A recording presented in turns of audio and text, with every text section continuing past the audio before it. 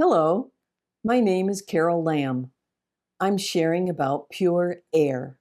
Pure air is very difficult to find these days. It is absolutely necessary and something we need to understand and work to achieve. What we will be talking about are simple and practical approaches that may fit your lifestyle. It's not intended as medical advice, just some ideas that may help you maintain your health and part of a lifestyle that fits with how our bodies were created. We are reminded in 1 Corinthians chapter 6, verse 19, that our body is the temple of the Holy Ghost, which is in you, which ye have of God, and ye are not your own. Our bodies need oxygen, not air with contaminants. The availability of the air around us is full of contaminants, dust, pollen, industrial waste, and the people we associate with, whether they are family, friends, or anyone physically close to us. Any of them may be unknowingly sharing a germ, bacteria, or environmental particles that cause impure air. This is a challenge for our body as well as our immune system. Since our God created our bodies perfectly, we have our first line of defense, which is our nose. Our nose filters out particles so that they do not get into our lungs. Our nose also warms the air to the proper temperature.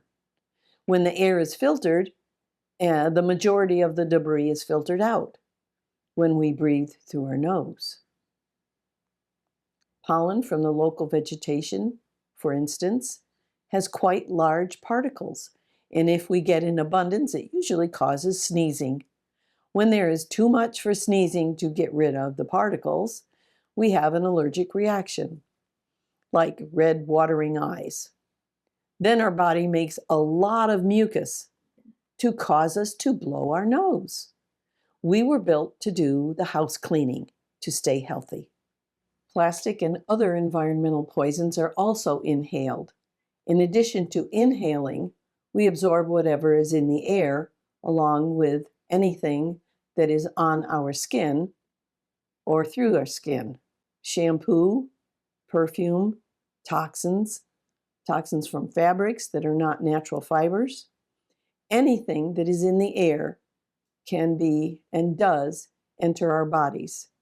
And whatever does enter our body, we must cope with. Chemicals are the most difficult for our bodies to cope with. Our bodies do not recognize chemicals as something organic, which means our bodies have to find a way to keep them from damaging our health. The environmental air we breathe also enters through our pores. This causes our immune system to hit high gear to help keep us well and able to have clean air and maintain our health. For some of us, our lungs become compromised and we get sick. Prevention is limited but possible. We have been told over the past few years to wear a mask that covers our nose and mouth. On the surface, that sounds practical.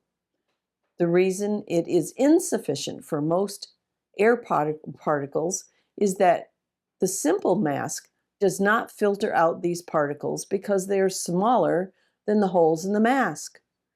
Unhealthy particles easily pass through the fabric of the mask. There is good news, however, because we can alter our environment to avoid a substantial amount of these impurities. The simplest and best remedy is to live in the country. One benefit of country living is a cleaner environment. Living further away from our neighbors certainly does help. But better than that are the trees, the grass, the breeze, and of course, our gardens. These all contribute to more and cleaner air to breathe. Even for the sick, a good flow of air is healthy. A window can be opened as little as an inch at each end of the house to allow fresh air in and circulate through our home.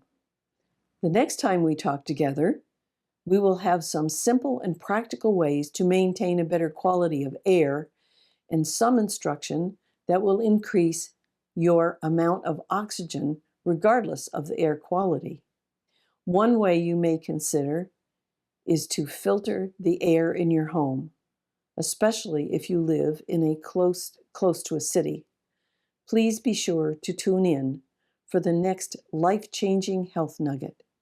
As it says in 3 John verse 2, Beloved, I wish above all things that thou mayest prosper and be in health, even as thy soul prospereth.